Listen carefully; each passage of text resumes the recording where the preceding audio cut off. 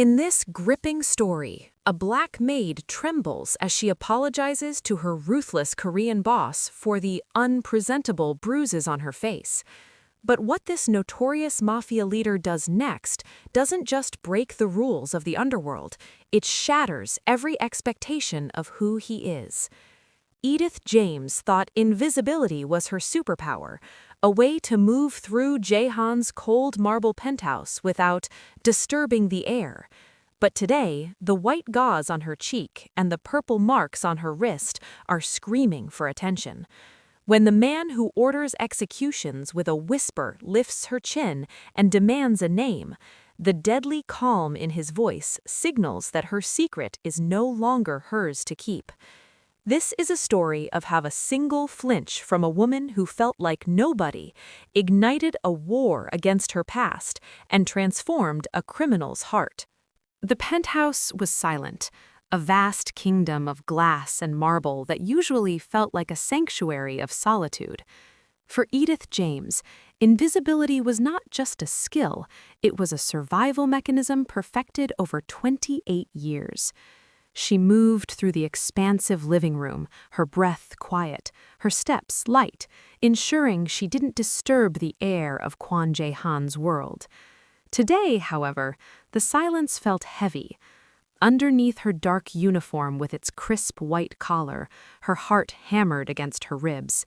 She had spent 20 minutes in front of her cracked bathroom mirror, dabbing on foundation 3 shades too light, the only thing the corner store carried, trying to mask the ugly purple bloom on her cheek.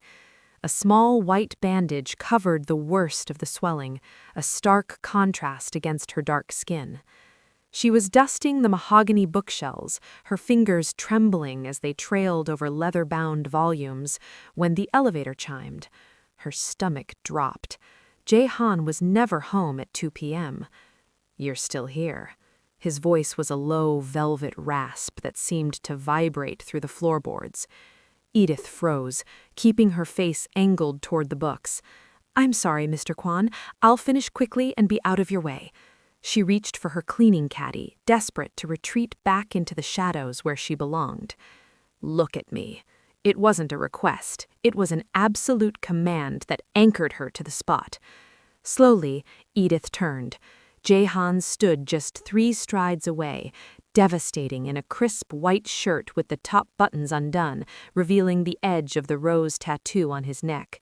His dark eyes, usually cold and distant, sharpened with a terrifying focus as they swept over her. The distant politeness he usually maintained vanished, replaced by something jagged and raw. "What happened to your face?" He stepped closer, the scent of bergamot and expensive whiskey trailing after him. "It is nothing, Mr. Kwon. I fell," she whispered, the lie tasting like ash in her mouth. His hand lifted, his fingers boasting near her jaw, but he didn't touch her. He waited for a permission she didn't know how to grant. The silence in the room grew suffocating. "You fell," he repeated, his voice dropping to that deadly calm tone he used before the world shifted on its axis. His gaze dropped to her wrist, where fingerprint-shaped bruises darkened her skin despite her long sleeves. Edith flinched, pulling her sleeve down with a frantic tug. "I really should go. Zara needs—" "Sit." This time his voice was softer, but it held the weight of the entire city's underworld. As she sank onto his pristine white sofa, feeling small and broken in his perfect space, Edith realized her specialty had failed her. Her mask was shattered. For the first time in 15 years, the man who controlled everything looked completely out of control. The heavy silence of the penthouse was broken only by the sound of Edith's own shallow breathing. Jae-han remained standing before her, a silhouette of absolute power against the backdrop of the sprawling Los Angeles skyline. He didn't look away, and he didn't offer her the escape she so desperately craved.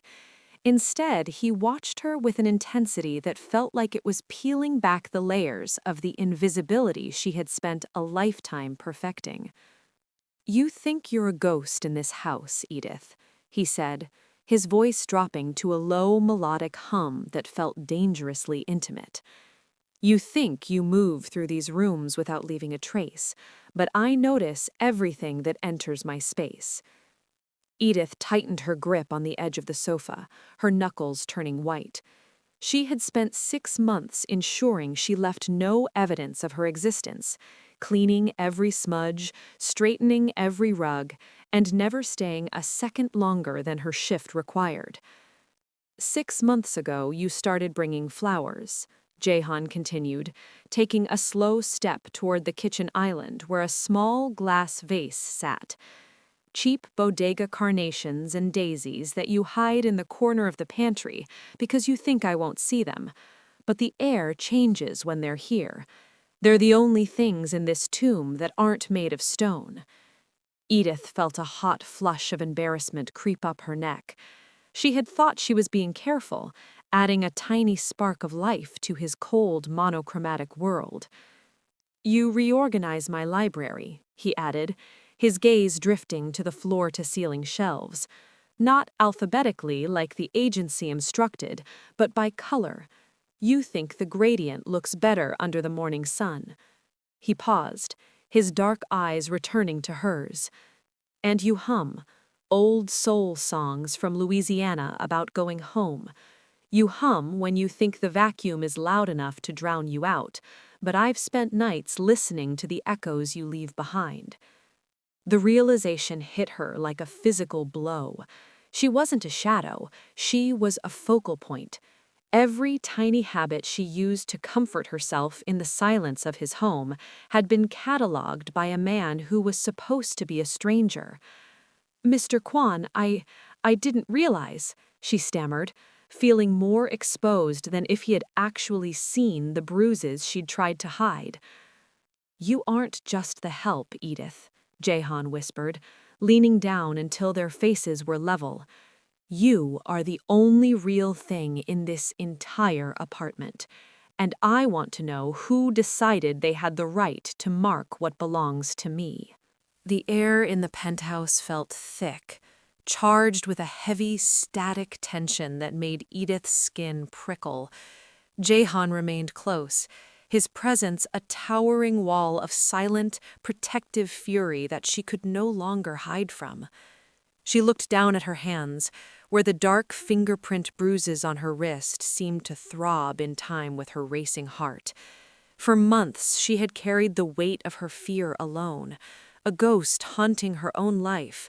But under Jehan's unrelenting gaze, the silence finally became unbearable.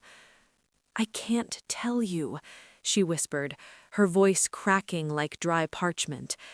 "People like you don't understand. If I speak his name, it becomes real. If I speak it, I can't go back to being invisible." Jehan's jaw tightened, a muscle leaping in his cheek. He didn't move to touch her, but his voice was a low, dangerous rumble that filled the space between them. "You were never invisible to me, Edith. And the man who did this, he is already real. He is a shadow standing over you, and I am the only one who can tear that shadow down." He leaned in, his dark eyes burning with a cold, focused light. "Give me the name. Let me carry the weight so you don't have to." Edith closed her eyes, and for a moment she was back in her cramped apartment, hearing the heavy thud of a fist against the door and the cruel, familiar sneer of the man who had turned her life into a series of flinches and apologies. The fear was a cold stone in her gut, but looking at Jehan, the way he stood as an immovable shield between her and the rest of the world, the stone began to crumble. "Marcus," she finally breathed, the name a jagged exhaled secret. "His name is Marcus. He's Zara's father. He came back 2 weeks ago. He wants money I don't have. He said if I didn't pay, he'd find her at school." The temperature in the room seemed to drop. Jehan didn't shout. He didn't explode. Instead, a terrifyingly sharp stillness settled over him. the kind of calm that preceded a storm that leveled cities. He reached out, his thumb finally ghosting over the edge of the bandage on her cheek, with a gentleness that brought tears to her eyes. Marcus, Jehan repeated, the name sounding like a death sentence in his mouth. He pulled his phone from his pocket, his movements precise and lethal. You've spent enough time looking over your shoulder, Edith. You've spent enough time apologizing for being hurt. He looked her directly in the eyes, his expression carved from stone, but his gaze promising a safety she had never dared to dream of. Go home to your daughter. Lock your door one last time. I promise you, that threat ends today. The transition from the cold marble silence of the penthouse to the warm, aromatic atmosphere of Hanul was jarring for Edith. Hanul was not just a restaurant, it was Jaehyun's private sanctuary, a place of dark wood, sliding paper doors, and history. Tonight, the heavy, closed sign hung on the front door, and the street outside was lined with black SUVs, their engines idling like purring predators. Inside, however, the violence of Jaehyun's world was locked away. Edith sat stiffly at a low table, her fingers nervously twisting a cloth napkin. Beside her, 7-year-old Zara stared wide-eyed at the intricate gold patterns on the ceiling. Zara was wearing her best Sunday dress, her hair braided with careful precision, oblivious to the fact that the man sitting across from them could topple the city's infrastructure with a single phone call. Jaehyun had traded his sharp suit jacket for a soft cashmere sweater, though the rose tattoo on his neck still flickered like a warning in the candlelight. When the first courses arrived, an array of colorful banchan and steaming bowls of japchae, he didn't wait to be served. Instead, he picked up a pair of silver chopsticks and placed a delicate portion of sweet potato noodles onto Zara's plate. I heard you like noodles, Jaehyun said, his voice shedding its jagged edge. These are special. They're made for celebrations. Zara looked at her mother, seeking permission. When Edith nodded, the little girl took a bite, her face lighting up. It's like magic, she whispered. Jaehyun's lips curved into the ghost of a smile, the first Edith had ever seen. Magic is a good word for it. Throughout the meal, Jaehyun treated them with a reverence that felt alien to Edith. He didn't ask about the bruises or the man named Marcus. Instead, he asked Zara about her favorite books and told her stories of the mountains in Korea, where the air tasted like pine needles. He listened to the little girl's chatter with a focused intensity, as if her stories about second-grade recess were the most important intelligence he had gathered all year. Edith watched him, her heart aching with a confusing mix of gratitude and fear. She saw the way his large, scarred hands moved with practiced gentleness around her daughter. He wasn't just feeding them, he was showing them what it felt like to be protected, to be honored, to be royal. As the tea was poured, Zara reached out and shyly touched the sleeve of Jaehyun's sweater. "Are you a prince?" she asked, innocently. Jaehyun looked at Edith, his dark eyes reflecting the flickering candle flames. The deadly Mafia boss, the man who lived in the shadows of the underworld, seemed momentarily frozen by the child's question. "No, little one," he said softly, his gaze never leaving Edith's. "I'm just a man who is tired of living in a house where no one hums." In that moment, under the warm glow of Hanul's lanterns, Edith realized that the invisibility she had worn like armor was being stripped away, replaced by a terrifying, beautiful light. The peace of the previous night shattered at 10 a.m. with the shrill, persistent ring of Edith's phone. She was back in her own small apartment, folding Zara's laundry, trying to cling to the memory of Jaehyun's gentleness. But the voice on the other end of the line was cold, professional, and devoid of any warmth. It was Detective Miller from the LAPD. "Miss James? We're calling regarding a report filed by Marcus Thorne," the detective said. Edith's heart skipped a beat, a cold sweat breaking out across her palms. He's at the station now. He's claiming he was abducted and assaulted by several men last night, men he claims are associates of yours. The laundry basket slipped from Edith's hands, spilling Zara's bright socks across the linoleum. Assaulted? I don't know anything about that. He's also filed an emergency petition with Child Protective Services, the detective continued, his tone shifting to something more accusatory. He's alleging that you are involved with high-level organized crime figures and that your daughter is in immediate danger in your household. We're going to need you to come down for questioning. The room seemed to tilt. The invisible safety Edith had spent years building was being dismantled by a single phone call. She realized with a sickening jolt exactly what Jayan's conversation had cost her. He hadn't just scared Marcus, he had unleashed a war, and she was the one caught in the crossfire. To the world, she wasn't a victim being protected. She was a maid who had brought a mafia boss to a knife fight with her child's father. She didn't call a lawyer. She called the only person who could move the earth beneath her feet. When Jayan answered, his voice was calm, almost expectant. "Edith?" "What did you do?" she cried, her voice trembling with a mix of fury and terror. "The police called. Marcus is at the station and he's trying to take Zara. He told them about you, Jayan. He told them I'm connected to people like you." There was a long pause on the other end. "He won't take her, Edith. I've handled it." "You handled it by making me a criminal in the eyes of the law," she screamed, tears finally breaking through. "I worked 4 jobs to keep her safe. I stayed invisible so no one would ever have a reason to look at us. And now, because of your protection, I might lose the only thing that matters. Edith, listen to me." "No," she gasped, her hand over her mouth to stifle a sob. "I knew your world was built on blood, but I didn't think you'd let it spill onto mine. You didn't save me, Jayan. You just gave the shadows a reason to hunt me."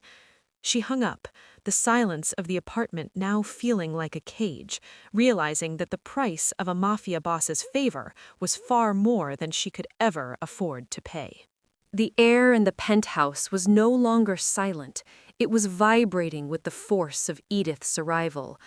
She didn't wait for the elevator doors to fully open before she was out, her footsteps echoing like gunfire against the marble she had spent months polishing. Jahan was standing by the floor-to-ceiling windows, his back to her, watching the city as if he owned every flickering light. "You have to stop," she choked out, her voice raw from the frantic drive over. "You have to call off your lawyers, your men, all of it. You're making it worse." Jahan turned slowly, his expression a mask of terrifying composure. "I am securing your future, Edith. Marcus is a parasite. He is being dealt with through channels that ensure he will never breathe the same air as Zara again. You should be resting." "Resting?" Edith let out a jagged, hysterical laugh. "I am at the police station being fitted for a villain's costume. The social worker asked me if I knew where you buried your secrets, Jahan. They don't see a protector when they look at you. They see a monster. And because I'm near you, they think I'm part of the cage." Jahan stepped toward her, his hand reaching out as if to steady a trembling bird. "I am the only one who can keep you safe. No one else has the power to—" "I don't want your power!"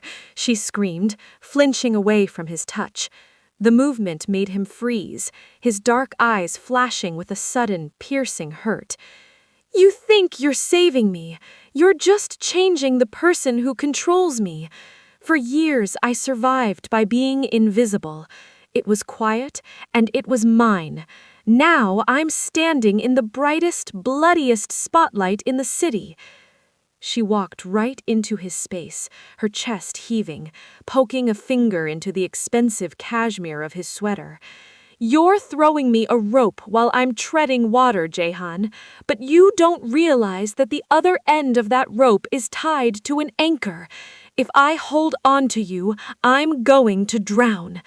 I don't want a white knight who speaks in threats and executions. I wanted a life where my daughter didn't have to worry about the police or the Mafia. The world doesn't give lives like that to people like us, Jehan rasped, his voice dropping to a low, desperate growl. Maybe not, but I'd rather die slowly in the shadows I know than be destroyed by the safety of a man who thinks love is a war. Stay away from us, Mr. Kwan. Please, just let us go back to being invisible. She turned and fled, leaving him standing in the center of his vast golden tomb, the silence returning twice as heavy as before. For the first time, the king of the underworld looked like he was the one who was truly lost. The following 4 days were a heavy, suffocating blur.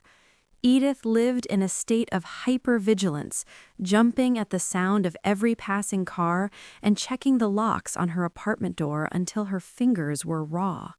She had returned to the shadows, but they offered no comfort now.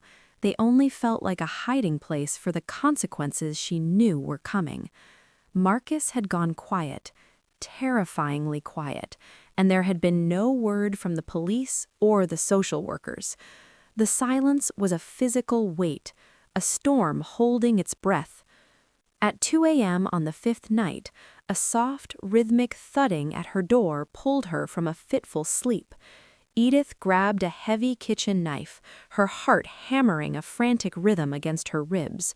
She peered through the peephole, expecting to see Marcus or a badge. Instead, she saw a ghost. When she swung the door open, the sight of the man standing in the dim hallway made the breath catch in her throat. Kwan Jehan was a man of impeccable lines and ironclad control, but the man before her was coming apart at the seams. His expensive white shirt was wrinkled and unbuttoned at the collar, his dark hair was a mess, and his eyes were bloodshot, rimmed with a raw, agonizing exhaustion. He didn't look like a king. He looked like a man who had spent 4 days walking through an emotional wasteland. "Jehan?" she breathed, the knife lowering to her side. He didn't move to enter. He leaned his forehead against the doorframe, his shoulders slumped as if the gravity of the world had finally become too much to bear. I tried to let you go back to the shadows. I tried to make myself stop looking for the hum in the hallways." He lifted his head, and the vulnerability in his gaze shattered the last of Edith's defenses. This wasn't the White Knight or the Mafia boss. This was a man who was utterly, terrifyingly lost. "My whole life is a lie, Edith. My empire, my name, the fear I command, it's all smoke. It's all just a way to stay hidden in plain sight." He took a jagged breath, stepping half an inch closer into the light of her small apartment. "But you are the only visible truth I have left. When you flinch, the world breaks. When you aren't there, the silence is a tomb." Edith reached out, her fingers trembling as she touched his arm. He didn't feel like stone. He felt like a man on the verge of a fever. "I can't go back to not seeing you," he whispered, his voice cracking. "I don't know how to be the man you want, but I know I can't be anything at all without you." In the quiet of the hallway, the anchor she had feared felt less like a weight and more like a foundation. For the first time, the man who noticed everything realized that he was the one who finally needed to be found. The morning sun filtered through the small kitchen window, casting a warm glow over a scene Edith never could have imagined. Jehan sat at her modest wooden table, his large frame looking out of place in the cramped breakfast nook, yet he seemed more at peace than he ever had in his sprawling penthouse. He had spent the remaining hours of the night talking to Edith, not about empires or debts, but about the terrifying process of stepping into the light. "I've already started the divestment," he said softly, his voice steady as he looked at Edith over a steaming mug of coffee. The restaurants, the real estate, they're being separated from the old life. I'm moving everything into a legitimate trust. No more shadows, Edith. I want a world where you don't have to flinch when the phone rings. Edith reached across the table, her hand covering his. It won't be easy, Jehan. People in your world don't just let go. I'm not letting go, he countered, his gaze unwavering. I'm rebuilding.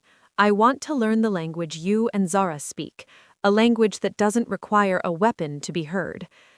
The sound of small, shuffling footsteps interrupted them. Zara stood in the hallway, clutching her favorite stuffed rabbit, her eyes wide as she saw the man from the restaurant sitting in her kitchen. Jehan's entire posture shifted. The jagged hardness he wore like armor dissolved into something soft and expectant. He stood up slowly, keeping his movements deliberate, as he crouched down to Zara's eye level. He didn't reach for her. He waited for her to bridge the distance. Zara, he said, his voice dropping to that gentle hum she had liked at Hanul. I've spent a long time being a man who lives in a cold house. I've realized that I don't want to live there anymore. Zara tilted her head, her dark eyes searching his face with the brutal honesty only a child possesses. Are you going to make my mama cry again? Jehan's expression tightened with a momentary flash of pain, but he didn't look away. I hope I never do. I want to be the person who helps her sing those songs again, the ones she hums when she thinks no one is listening. He took a breath, his composure wavering for the first time. I would like to stay, not just as a guest, but as someone who looks out for both of you, but only if you say it's okay. The silence in the kitchen was profound. Edith held her breath, watching her daughter. Zara looked at her mother, then back to Jehan. She stepped forward and placed a small, sticky hand on his shoulder, mirroring the way he had once comforted her. You can stay, but you have to promise to help me with my math homework. It's really hard. A low, genuine laugh escaped Jehan's chest, a sound of pure, unadulterated relief. He looked up at Edith, and in that moment, the invisible woman and the dangerous man finally found the same rhythm. The war wasn't over, but for the first time, they were all fighting for the same home. The golden light of a Los Angeles sunset spilled across the terrace of the penthouse, but it no longer felt like a cold monument to a lonely king. The marble floors were now littered with the evidence of a life lived out loud. A stray toy, a stack of Edith's business journals, and the lingering scent of soul food and bergamot. The heavy silence that once defined this space had been replaced by the rhythm of a family. Edith stood by the railing, looking out at the city that had once made her feel like a ghost. Today, she didn't need to hide. Her own cleaning and management company had grown into a respected enterprise, a vision she had built with her own hands and Jehan's unwavering belief. She was no longer the woman who quieted her breath to avoid being noticed. She was a woman whose name carried weight, whose presence was a force of its own. A pair of strong, familiar arms wrapped around her waist, and she leaned back into the solid warmth of Jehan's chest. He didn't smell like the shadows anymore. The transition had been a long, jagged road, years of dismantling old ties, facing legal battles, and proving that the man who ruled through fear could lead through honor. But he had done it. His restaurants were now the heart of the community, and his hands, once used for violence, were now used to help Zara with her calculus or to plant the flowers that filled every room of their home. You're thinking again, Jehan murmured, his chin resting on her shoulder. His eyes followed her gaze to the skyline, but his focus quickly returned to her. He still looked at her with that same startling intensity, but the deadly calm had been replaced by a fierce, abiding devotion. Just thinking about how loud this house is, Edith teased, turning in his arms. "And how much I love it." From inside, the sounds of Zara's laughter drifted out, followed by the clatter of plates as she helped set the table for dinner. They were no longer a secret kept in the dark, or a transaction managed in the shadows. They were a family, public and proud, a collision of two worlds that had forged something entirely new. Jaehyun reached up, his thumb tracing the faint, almost invisible line where the bandage had once been. It was a memory now, a reminder of the moment their lives had crashed together. "I wasted so much time looking at you without really seeing you, Edith," he whispered, his voice thick with emotion. Edith smiled, pulling his face down to hers. She didn't flinch, she didn't retreat. She stood in the full light of his love, a woman who had found her voice in the heart of a man who had finally learned to listen. "You see me now," she said softly. "Every day." "Every day," he promised, kissing her with a tenderness that spoke of 1,000 tomorrows. In the city that had once overlooked her, Edith James was finally, perfectly seen. Their story is a powerful reminder that no one is ever truly lost to the shadows if someone is willing to look closely enough to find them. Edith and Jaehyun found a rare resonance, a place where she didn't have to be invisible to be safe, and he didn't have to be feared to be loved.